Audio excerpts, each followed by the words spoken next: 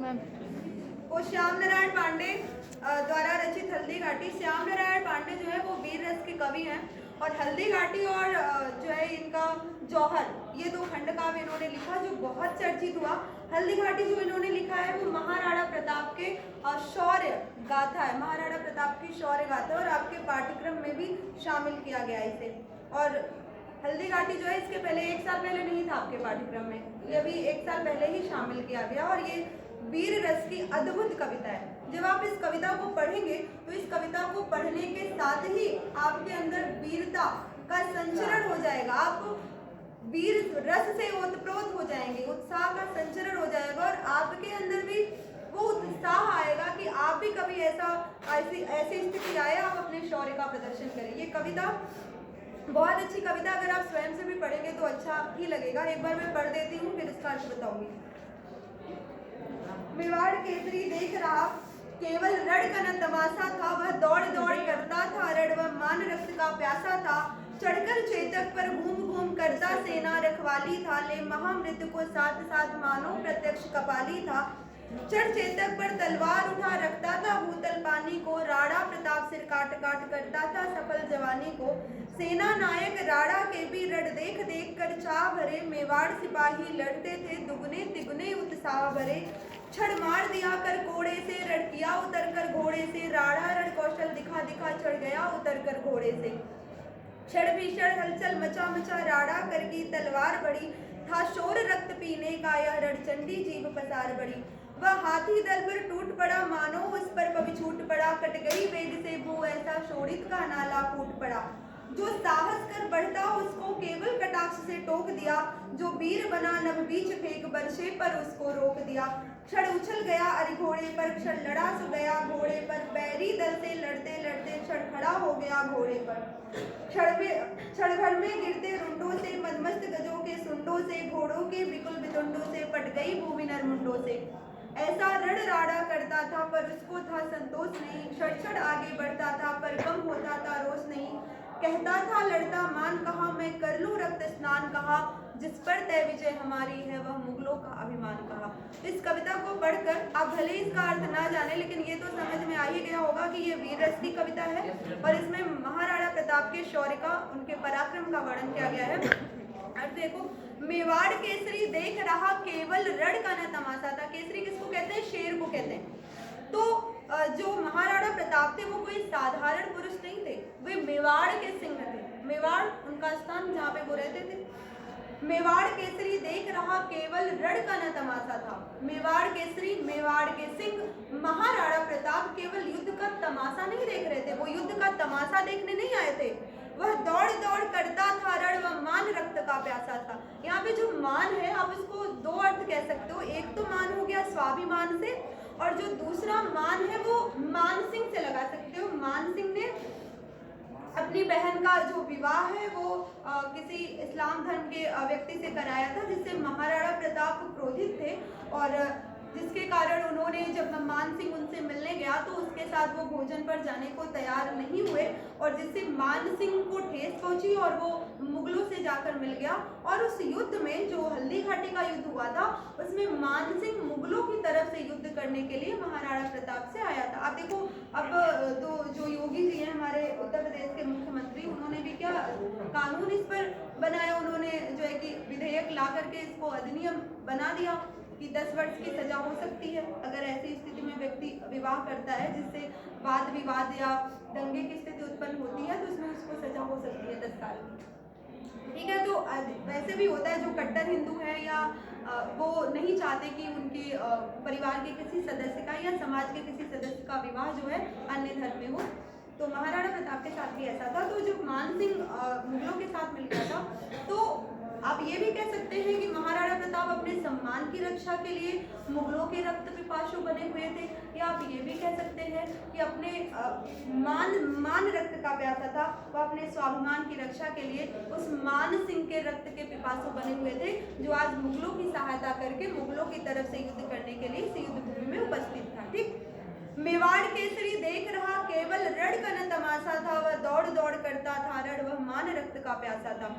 मेवाड़ केसरी मेवाड़ सिंह महाराणा प्रताप केवल युद्ध का तमाशा नहीं देख रहे थे, अपितु वो अपने मान स्वाभिमान की रक्षा के लिए मुगलों के रक्त के पिपासु बने हुए थे। वह उस युद्ध भूमि में दौड़ दौड़ कर युद्ध कर भी रहे थे और उस मान सिंह के रक्त के प्यासे बने हुए थे जो इस समय मुगलों का साथ दे रहा था। यहाँ पे दो अर्थ निकल सकते हैं, इसलिए श्लेष अलंकार आप लिख सकते हैं। ठीक, चढ़कर चेतक पर घूम घूम करता सेना रखवाली था, ले महामृत्यु को साथ साथ मानो प्रत्यक्ष कपाली था। आप जानते हैं इतिहास में महाराणा प्रताप का ही घोड़ा अमर है, चेतक। अब रणवीर चौकड़ी भड़बड़ चेतक बन गया निराला था, राणा प्रताप के घोड़े से पड़ गया हवा का पाला था। जो आपने ये कविता पढ़ी होगी उसको भी श्याम नारायण पांडे ने ही लिखा है। तो इतिहास में महाराणा प्रताप का जो घोड़ा है चेतक वही अमर है। और यहाँ पे चेतक की ही बात कही गई है कि वो अपने चेतक नामक घोड़े पर सवार होकर घूम घूम कर चारों तरफ से अपनी सेना की रक्षा कर रहे थे कि उन पर कोई समस्या ना उपस्थित हो या उन पर कोई प्रहार ना करे। वो चारों तरफ से घूम घूम कर अपनी सेना की रखवाली कर रहे थे, उसके रक्षक बने हुए थे। ले महामृत्यु को साथ साथ मानो प्रत्यक्ष कपाली था। लेकिन इस युद्ध में जब शत्रु का सैनिक कोई उनके समक्ष आता था तो इतना भीषण संहार करते थे कि महाराणा प्रताप को देखकर ऐसा लग रहा था, ऐसा प्रतीत हो रहा था मानो कि मृत्यु को अपने साथ लेकर चलने वाले साक्षात शिव। ठीक है, वो अपने सेना की रखवाली तो कर रहे थे लेकिन जो शत्रु के सैनिक उनके मार्ग में बाधक बन रहे थे उस सैनिकों का इतना भीषण संहार कर रहे थे कि महाराणा प्रताप को देखकर ऐसा प्रतीत हो रहा था, ऐसा लग रहा था कि मानो प्रत्यक्ष कपाली, कापाली शिव जी को कहते हैं, मानो महामृत्यु को साथ लेकर साक्षात शिव ही चले आ रहे हो या शिव ही चल रहे हो। चढ़ चेतक पर तलवार उठाई, मानो है ना उत्प्रेक्षा अलंकार है और अतिशयोक्ति तो है ही है, अतिशयोक्ति पूरे में है। ठीक है, चढ़ चेतक पर तलवार उठा रखता था भूतल पानी को, राणा प्रताप सिर काट काट करता था सफल जवानी को।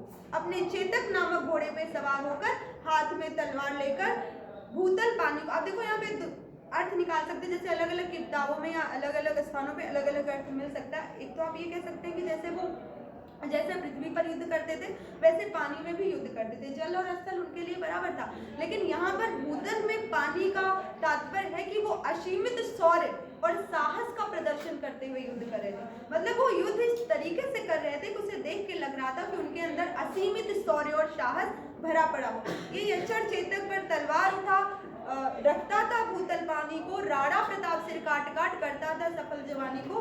वो चेतक नामक घोड़े पे सवार होकर अपने तलवार को हाथ में लेकर असीमित शौर्य और साहस का प्रदर्शन करते हुए युद्ध कर रहे थे और मुगल सैनिकों के सिरों को काट काट कर वो अपनी जवानी, अपनी युवावस्था को सार्थक कर रहे थे। ठीक है, आपने एक आपके पाठ्यक्रम से हटा दिया गया कविता जिसका नाम है जवानी।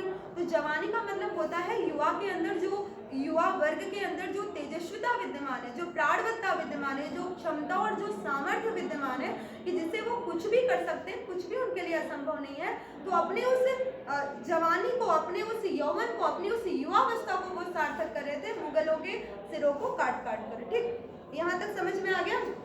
आगे बताएं, अगर नहीं भी आया होगा तो फिर हम दोबारा बताएंगे। अभी सेना नायक राणा के भी रण देख देख कर चाह भरे, मेवाड़ सिपाही लड़ते थे दुगने तिगने उत्साह भरे। सेना नायक राणा के, ये सेना के नायक थे, जो इनकी सेना थी महाराणा प्रताप की, उस सेना के नायक थे। सेना नायक राणा के भी रण देख देख कर चाह भरे, मेवाड़ सिपाही लड़ते थे दुगने तिगने उत्साह भरे। मेवाड़ महाराणा प्रताप के उस युद्ध कौशल को देखकर, उस युद्ध पराक्रम को देखकर, जो महाराणा प्रताप के जिन सैनिकों को उन्होंने नियुक्त किया था वो भी उत्साह में भरकर युद्ध कर रहे थे और महाराणा प्रताप को और सैनिकों को उत्साह में युद्ध करते हुए देखकर जो मेवाड़ के सिपाही थे वो भी दुगने उत्साह में भरकर युद्ध कर रहे थे। क्षण मार दिया कर घोड़े से, रड़किया उतर कर घोड़े से, राणा रण कौशल दिखा दिखा चढ़ गया उतर कर घोड़े से। क्षण मार दिया कर घोड़े से, सब कुछ पल भर में हो रहा था, क्षण भर में हो रहा था, किसी में ज्यादा समय नहीं लग रहा था। क्षण भर में उसने महाराणा प्रताप ने अपने घोड़े से मारकर शत्रु सेना को घायल कर दिया। रड़किया उतर कर घोड़े से, और अपने घोड़े से उतर कर वो युद्ध करने लगे। कभी तो घोड़े पे बैठे हुए घोड़े से दुश्मनों पर प्रहार कर रहे थे और फिर वो घोड़े से उतर कर युद्ध कर रहे थे। राणा रण कौशल दिखा दिखा चढ़ गया उतर कर घोड़े से। राणा महाराणा प्रताप जो थे वो अद्भुत युद्ध कौशल का परिचय दे देकर युद्ध कर रहे थे। कभी घोड़े पे चढ़ के युद्ध कर रहे थे, कभी घोड़े से उतर कर युद्ध कर रहे थे। क्षण मार दिया कर घोड़े से, रड़किया उतर कर घोड़े से, राणा रण कौशल दिखा दिखा चढ़ गया उतर कर घोड़े से। कभी वो घोड़े से, कभी वो क्षण भर में शत्रु सैनिकों को घोड़े के प्रहार से घायल कर दे रहे थे, और कभी वो घोड़े से उतर कर युद्ध कर रहे थे। और राणा रण कौशल दिखा दिखा चढ़ गया उतर कर घोड़े से, और अपने युद्ध कौशल का परिचय देते हुए वो अद्भुत तरीके से युद्ध कर रहे थे। कभी घोड़े से चढ़ के युद्ध कर रहे थे, कभी उससे उतर कर युद्ध कर रहे थे। क्षण भीषण हलचल मचा मचा, राणा कर की तलवार बड़ी, था शोर रक्त पीने का यह रण, चंडी जीभ पसार बड़ी। क्षण भीषण हलचल मचा मचा, और महाराणा प्रताप शत्रु के सैनिकों की तरफ जिधर से भी वो गुजरते थे इतना भीषण संहार करते थे कि शत्रु सैनिकों में हाहाकार मच गया था, हलचल मच गई थी।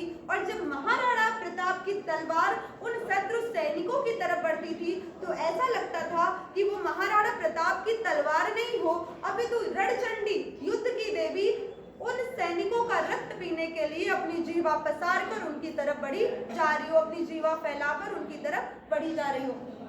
क्षण भीषण हलचल मचा मचा, राणा कर की तलवार बड़ी, था शोर रक्त पीने का यह रणचंडी जीव पसार बड़ी। महाराणा प्रताप जिधर भी जा रहे थे शत्रु सैनिकों का इतना भीषण संहार कर रहे थे कि शत्रु सैनिकों में खलबली मच गई थी, हाहाकार मच गया था, सब अपनी प्राण रक्षा के लिए चिल्लाने लगे थे। और जब महाराणा प्रताप की तलवार, महाराणा प्रताप के हाथ की तलवार जब शत्रु सैनिकों की तरफ बढ़ती उनका रक्त पीने के लिए, तो ऐसा प्रतीत होता था जैसे युद्ध की देवी हाथ में खड़ग लेकर जीवा फैलाकर उन सैनिकों का रक्त पीने के लिए उनकी तरफ बढ़ी चली जा रही हो। वही आए रणचंडी जीव पसार बड़ी। वह हाथी दल पर टूट पड़ा, मानो उस पर कभी छूट पड़ा, कट गई वेग से भू, ऐसा शोणित का नाला टूट पड़ा। और महाराणा प्रताप जब देखो 4 प्रकार के सैनिक होते हैं जो युद्ध में आते हैं। कुछ हाथी पे सवार होते हैं, कुछ घोड़े पे सवार होते हैं, कुछ रथ पे आरूढ़ होते हैं, कुछ पैदल होते हैं। 4 प्रकार के सैनिक युद्ध में शामिल हुआ करते थे पहले जो युद्ध हुआ करते थे, ठीक है। तो वो जो हाथी पर सवार जो सैनिक थे उनके दल पर महाराणा प्रताप टूट पड़े, मानो उस पर पवि छूट पड़ा। पवि का अर्थ होता है वज्र, और जब महाराणा प्रताप उन पर टूटे तो ऐसा लगा जैसे उन पर वज्र ही टूट पड़ा हो। उन हाथी पर विराजमान सैनिकों पर मानो वज्र ही टूट पड़ा हो, कट गई वेग से भू, ऐसा। और उन्होंने ऐसा तीक्ष्ण प्रहार किया, ऐसा तीखा, ऐसा तेज प्रहार किया कि उस प्रहार के वेग से पृथ्वी ही कट गई और चारों तरफ शोणित अर्थात खून का नाला बहने लगा, खून की नदी प्रवाहित होने लगी। वह हाथी दर पर टूट पड़ा, मानो उस पर पवि छूट पड़ा, कट गई वेग से भू, ऐसा शोणित का नाला फूट पड़ा। महाराणा प्रताप जब हाथी के सैनिकों या हाथी पे जो सवार सैनिक थे जब उन पर वो टूटे, हाथी दल पर, हाथी सेना पर जब वो टूटे तो उससे वज्र मानो उस पर पवि छूट पड़ा। तो मानो ऐसा लगा कि उन सैनिकों पर, उन हाथी दल पर कोई वज्र ही टूट पड़ा हो और कट गई वेग से भू, ऐसा। और महाराणा प्रताप ने इतना तीक्ष्ण, इतना तेज, इतना तीखा प्रहार किया कि ऐसे कि उसके प्रहार से पृथ्वी ही कट गई और खून का नाला, शोणित का नाला फूट पड़ा, खून का नाला बहने लगा। कि वो सबको मार रहे थे, सबके रक्त गिर रहे थे पृथ्वी पर, और ऐसा लग रहा था जैसे खून का नाला बह रहा हो। जो साहस कर बढ़ता उसको केवल कटाक्ष से टोक दिया, जो वीर बना नव बीज फेंक बरछे पर उसको रोक दिया। जो साहस कर बढ़ता उसको केवल कटाक्ष से टोक दिया। अब जो शत्रु के सैनिक थे अगर वो साहस दिखाकर महाराणा की तरफ बढ़ते तो उस कटाक्ष से टोक दिया। कटाक्ष का मतलब यहाँ पे गोली से भी होता है, लेकिन यहाँ पे कटी अक्ष, अक्ष का मतलब होता है आग, तिरछा नजर, तिरछी नजर करके उसको रोक देते थे। जैसे अगर कोई सैनिक महाराणा प्रताप की तरफ बढ़ता तो वो अपनी नजर तिरछी कर लेते थे, तो वो सैनिक भय से वहीं रुक जाता था, आगे नहीं बढ़ पाता था, तो अपनी तिरछी नजर करके उसे रोक दिया करते थे। जो वीर बना नव बीच फेंक बरछे पर उसको रोक दिया। और जो वीर बनता था, ठीक है, जो जिसमें असीम साहस था, जब वो अपने उस साहस का प्रदर्शन करते हुए आगे बढ़ता तो नव बीच में, तो आकाश मार्ग से उस पर बरछे का प्रहार करते और उसको वहीं पर रोक देते, है ना। जो वीर बना नव बीच फेंक बरछे पर उसको रोक दिया। अब तो जो वीर बनता था ठीक है। और प्रहार करने के लिए आगे आता था तो वो करते क्या थे, भाला फेंक कर को उसको आकाश मार्ग में ही रोक देते थे। आकाश मार्ग से भाला फेंक करके उसको वहीं पर रोक देते थे, आगे बढ़ने नहीं देते थे। कुछ को तो क्या करते थे, तिरछी नजर से रोक देते थे और कुछ को अपने भाले के प्रहार से रोक देते थे। क्षण उछल गया अरे घोड़े पर, क्षण लड़ा सो गया घोड़े पर, बैरी दल से लड़ते लड़ते क्षण खड़ा हो गया घोड़े पर। क्षण उछल गया अरे घोड़े पर, क्षण भर में क्या होता, जब वो दुश्मनों को मारते, शत्रुओं को मारते, अरे का मतलब होता है शत्रु, तो शत्रु क्या करता, अपने घोड़े से उछल जाता, मतलब घोड़े से वो गिर जाता। क्षण लड़ा सो गया घोड़े पर, और जब वो घोड़े पे सवार होकर शत्रु सैनिकों से लड़ते तो वो लड़ते लड़ते ही क्या होता, सो जाता, अर्थात वीरगति को प्राप्त हो जाता, मृत्यु को प्राप्त हो जाता। बैरी दल से लड़ते लड़ते क्षण खड़ा हो गया घोड़े पर, और उन शत्रुओं से लड़ते लड़ते महाराणा प्रताप अपने घोड़े पे खड़े भी हो जाया करते थे। ठीक है, उस घोड़े पे खड़े हो जाते थे लड़ते लड़ते। क्षण उछल गया अरे घोड़े पर, क्षण लड़ा सो गया घोड़े पर, बैरी दल से लड़ते लड़ते क्षण खड़ा हो गया घोड़े पर। वो एक क्षण भर में शत्रु सैनिकों पर प्रहार करते, जिससे शत्रु सैनिक घोड़े से नीचे गिर जाया करते थे, घोड़े पर से ही उछलकर नीचे गिर जाया करते थे। और क्षण लड़ा सो गया घोड़े पर, और उन सैनिकों से घोड़े पे लड़ते लड़ते ही वो उनको मृत्यु की नींद में सुला देते थे। ठीक है, कुछ मृत्यु की नींद में सो जाते थे बैरी दल से लड़ते लड़ते, और शत्रुओं से लड़ते लड़ते या दुश्मनों के दल से लड़ते लड़ते ये क्षण भर में ही उस घोड़े पे खड़े भी हो जाया करते थे। ठीक है, अब देखो युद्ध करने, कभी बैठ के, कभी उतर के, कभी उस घोड़े पे ही खड़े हो जा रहे हैं, तो आप समझ सकते हैं कितना अद्भुत शास्त्र होगा महाराणा प्रताप में। मदमस्त गजों के क्षण भर में गिरते रुंडों से, मदमस्त गजों के सुंडों से, घोड़ों के विपुल वितंडों से, पट गई भूमि नरमुंडों से।